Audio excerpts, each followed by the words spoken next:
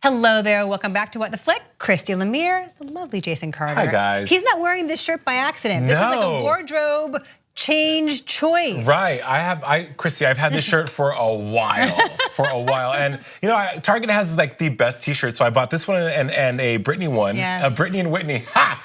But this is peak Whitney. Is this peak Whitney?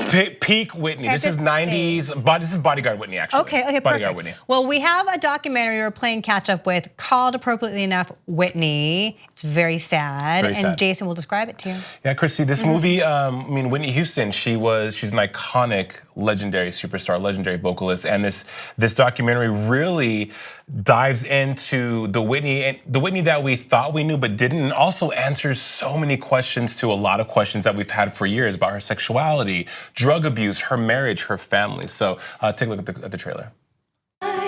Tell me about Robin Crawford. Robin was her safety net. Bobby was jealous. His heart was, he wanted to be on the stage. He wanted to be in the forefront. And eventually, she stepped down to lift him up. People think it's so easy, and it's not. You got class, you can sing around the world. Now, one thing, Paula Abdul ain't shit. That girl is singing off key on the record. Why didn't Sissy do more? What was Whitney's drug of choice? What was it that drove them apart? How much do you think you spent? Did John ever try and get rid of Robin? Were they in love? You must have known about the drug use. So good, yes. Forever. We're not even gonna try. We shouldn't even try. Absolutely. That's my favorite Whitney Houston song, by the way.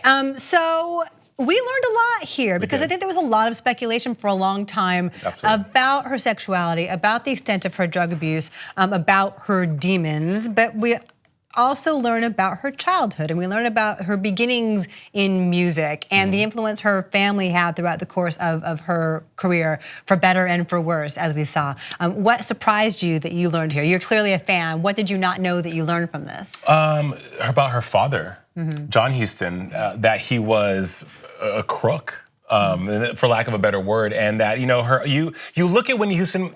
Chrissy, when we first came to see Whitney Houston back in the 80s, she was the Black Princess. She was this precocious, just wonderful, jovial person who came from a family that had their own drama. Sissy had an affair with their pastor. The dad was tangled up in all kinds of wrongdoings, drug abuse. So we loved her for the music, but the more I guess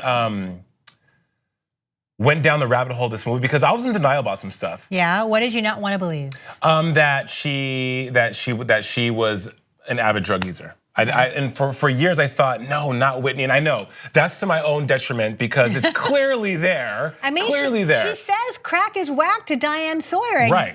Why wouldn't we believe her about that? Exactly. But just what was endearing though was her relationship with her mother, and how her mother recognized that she had this special gift, and all the encouragement that she got. Her mother telling her, "You've been touched by God," and seeing Whitney develop and seeing her not be afraid to use that gift, and how she honed that talent was so impressive, because there will never be another vocalist like Whitney Houston. Yeah, she made it look effortless. Although clearly, as we see from the film, like her mom worked her, and her mom made her come home every day after school and really, really hone that God-given gift. That's part of the course, though, Chrissy. For athletes, look at who the Olympic gold medalists, right? Yes, and Michael Phelps. Their parents are like that for a reason. You got to have that tough love in order to cultivate that type of, like she says, God-given talent. Yeah. So Kevin Macdonald directed this, and he also has directed a lot of kinds of films, including The Last King of Scotland about Idi Amin, but also Touching the Void, a documentary about mountain climbers. And so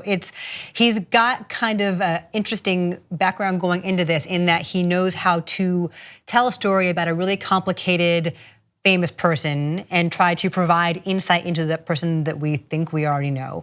But also there's like a documentary style kind of detachment to it. I mean, to a fault almost. It's almost ghoulish, I would say, at points where we see him with the camera going down the hallway at the Beverly Hilton. We see him enter the suite. We see him enter the bathroom and like point the camera into the bathtub, if it is indeed that same suite. I mean, that's how he purports it to be in the making of the film. I am not sure I need to go back and relive the way Whitney Houston died in that kind of lurid detail that almost feels like he's exploiting the moment. I thought the movie, that's so on the money, Christy, because I thought you make a choice. I think we talked about this when we talked about another biopic here on What the Flick. You make a choice in how you want to portray people and how you want to present the story, right? He made the choice to give us the bad, the super bad, and the very ugly about Whitney Houston, coupled with different images of what was going on at the different times that they were highlighting. So in the 80s, you had these images of like pollution and wars and stuff. It was just super like, okay, why are we juxtaposing Whitney Houston and The Bodyguard with Saddam Hussein? But I get it was of that time. I mean, to put it, I guess, in context, in cultural context, she was as much of a force as everything else that we're seeing. It is kind of distracting though, because you almost want just the purity of the moment of her performing. And he's cross-cutting it so quickly with Reagan era conspicuous consumption and other stuff to place her within that cultural context. That works sometimes, but other times not. I was fascinated because I had forgotten about the way that a lot of blacks shunned her. Absolutely. I forgot that she got booed at the Soul Train Awards. Same awards show that Bobby Brown was reveled at. What do you make of that she's not black enough, that Bobby made her blacker? That's accurate, Christy. That's accurate. That's still accurate in 2018. Is that Whitney, because there's antiquated stereotype that once she started in gospel, we all know gospel music is a cornerstone. The church is a cornerstone for the African American community. You have this pop princess who was plucked from that.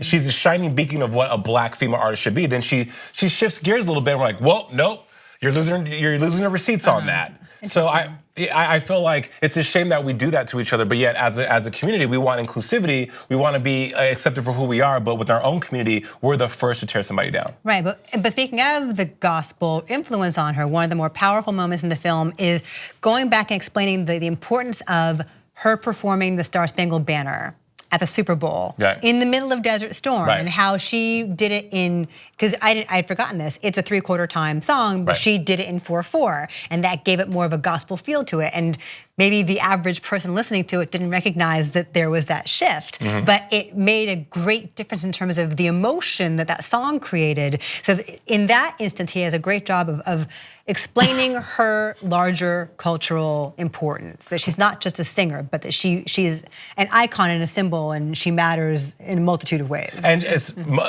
to add to her multitude is that when she was asked about playing Rachel Marron in The Bodyguard, she said a black woman in the lead is pretty awesome. That's all I'm gonna say about that. And that was Whitney 20 years before the Me Too movement and all that's going on now. Anyway, so what is your number, if you're gonna give us some, from 1 to 10, what's your number for Whitney Houston documentary? 10. Wow, okay, I'm gonna say 8. Our number's a 9. It's really high on the tomato meter. Go see Whitney and cry with people that you love. Bye.